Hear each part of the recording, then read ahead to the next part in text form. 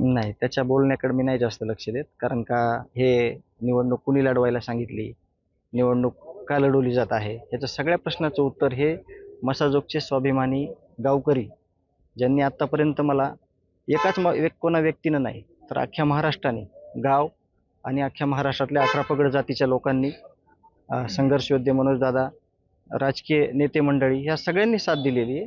त्याच्यामुळं या सगळ्या गोष्टीचं उत्तर ही मसाजोगची स्वाभिमानी जी जनता आहे ती येणाऱ्या 28 तारखेला देईल आणि ते निकालातून दिसेल. त्याच्यामुळं मला त्या गोष्टीवर कुठलंच वक्तव्य करायचं नाही.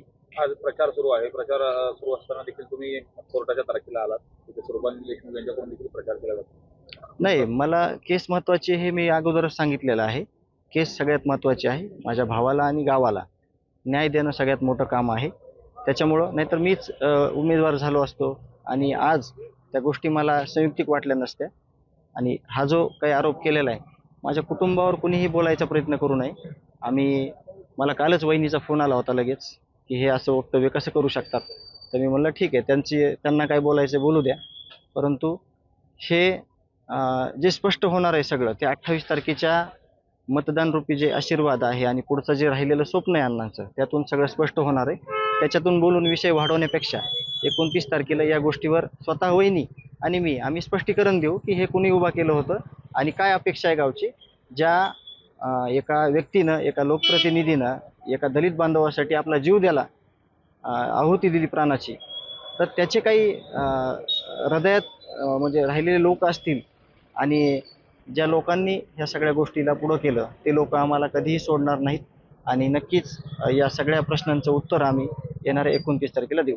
असं पण म्हणले नाही, मी त्या बैठकीला कुठल्या हजर राहायचा विषयच नाही. ज्यावेळेस ह्या मला महत्त्वाची केस आहे असं मी म्हणलो, त्यावेळेस ते गावकरी आणि गावात सगळ्या म्हणजे भरपूर लोक असतात.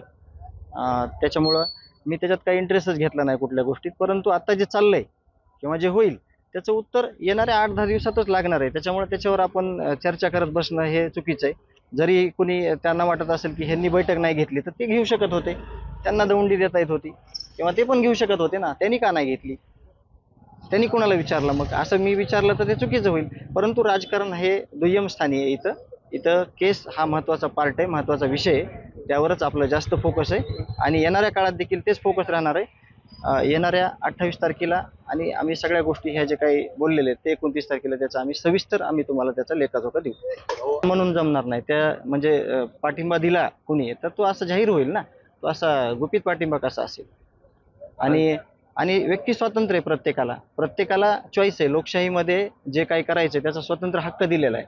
त्या हक्काला कुणीच हिरावू शकत नाही किंवा त्याला काही कोणी बोलवू शकत नाही. ते असं सुद्धा म्हणले की ज्यावेळेस निवडणूक होईल, मतदानाचा निकाल लागेल, पण मी निवडून आलो तर संतोष देशमुख यांना मी ते श्रद्धांजली अर्पण करतो. नाही, श्रद्धांजली सगळा महाराष्ट्र वाहतोय.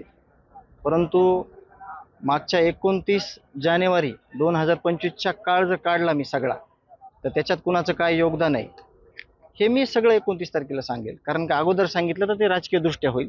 म्हणून मी 29 तारखेला ह्याचं सगळ्यांचं स्पष्टीकरण देईल, काय काय झालं, काय काय होत होतं. कारण का पीडित कुटुंबियाला बोलणं, पीडित कुटुंबियाला वेगळ्या अनुषंगानं बोलणं हे कितपत योग्य हे ज्याला त्याला कळलं पाहिजे. म्हणून मी राजकीय काही भाष्य न करता येणाऱ्या सगळ्या गोष्टीचे, सगळ्या प्रश्नांचे उत्तरं हे 29 तारखेला देईल आणि त्याच्यातून तुम्हाला लक्षात येईल की हे असं म्हणजे ह्याचं नेमकं मत काय आहे.